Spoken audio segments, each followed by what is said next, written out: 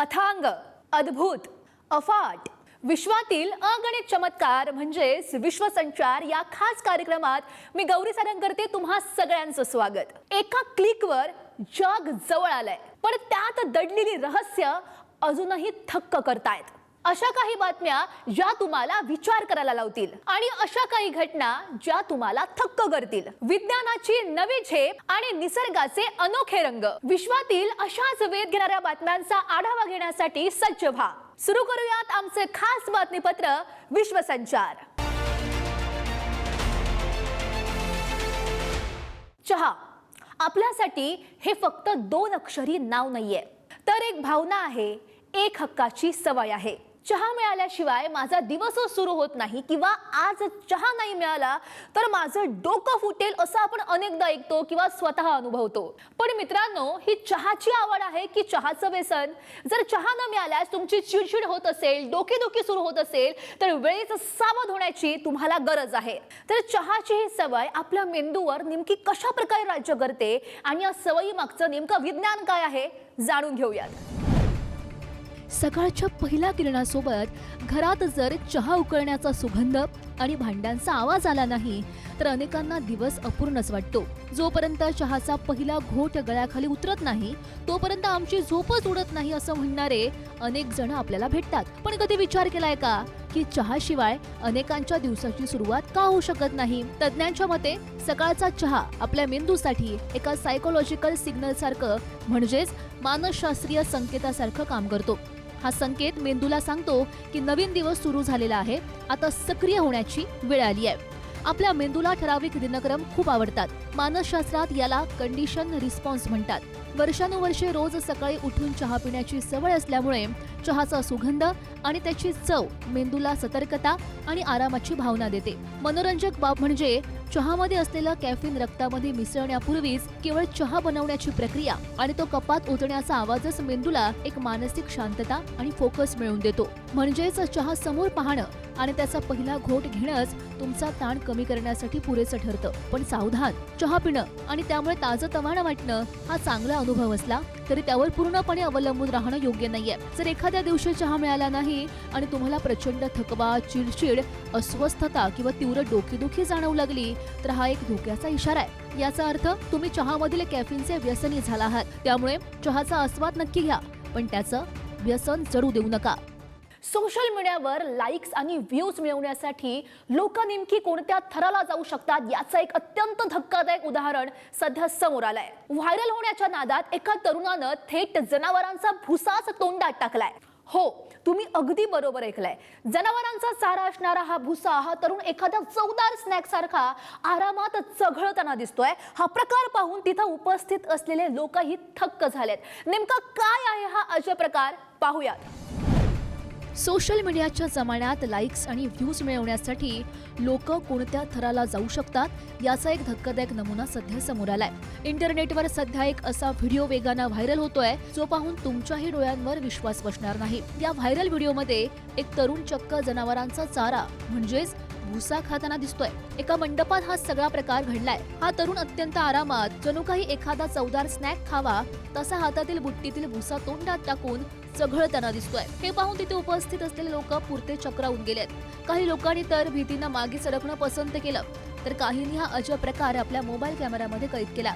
या तरुणाच्या चेहऱ्यावर जराही भीती किंवा संकोच दिसत नव्हता।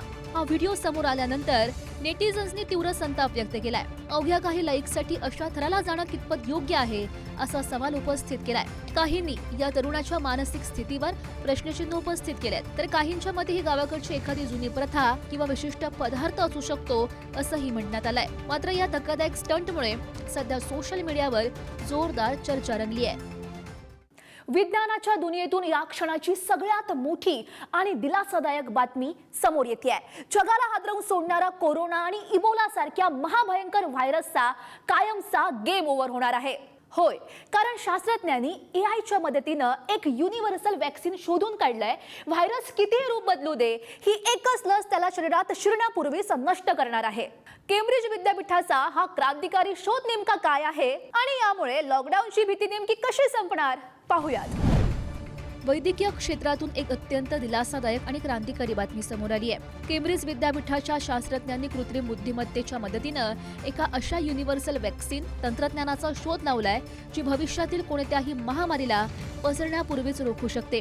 सध्याच्या कोरोना किंवा फ्लूच्या लसी या व्हायरसचा नवा व्हेरियंट आल्यानंतर बनवल्या जातात. व्हायरस बदलला की लस निकामी ठरते आणि बूस्टर डोस घ्यावा लागतो.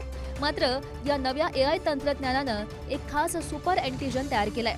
हे तंत्रज्ञान व्हायरल म्युटेट होण्यापूर्वीच त्याचा अंदाज घेऊन त्याला नष्ट करेल. त्यामुळेच याला फ्युचर प्रूफ लस म्हटलं जातं. कोरोना आणि इबोला सारख्या धोकादायक व्हायरसच्या हजारो व्हेरियंट्सवर ही एकच लस दीर्घकाळ सुरक्षा देणार आहे. जर्नल ऑफ इन्फेक्शन मध्ये प्रसिद्ध झालेल्या अहवालानुसार 39 स्वयंसेवकांवर केलेली फेज 1 मानवी चाचणी पूर्णपणे सुरक्षित आणि यशस्वी ठरलेली आहे. प्राण्यांमधून मानवामध्ये पसरणाऱ्या घातक व्हायरस विरोधातही या लसीनं शरीरामध्ये मजबूत रोगप्रतिकारक शक्ती निर्माण केली आहे. सध्या आफ्रिकेतील युगांडा आणि काँगोमध्ये इबोलाच्या नव्या उद्रेकामुळे हाहाकार माजलाय. 260हून अधिक जणांचा मृत्यू झालाय. 30 ते 50% मृत्यूदर असलेल्या इबोलावर सध्या कोणतीही मान्यता प्राप्त लस नाहीये. अशा गंभीर परिस्थितीत ही युनिव्हर्सल वॅक्सिन भविष्यात गेम चेंजर ठरणार आहे. थोडक्यात काय तर ही लस बाजारात आल्यास लाखो लोकांचे प्राण वाचतील. लॉकडाऊनची भीती कायमची संपेल आणि जागतिक अर्थव्यवस्थेचं होणारं नुकसान टळेल. आता शास्त्रज्ञ या लसीच्या फेज 2 चाचणीची तयारी करतायत.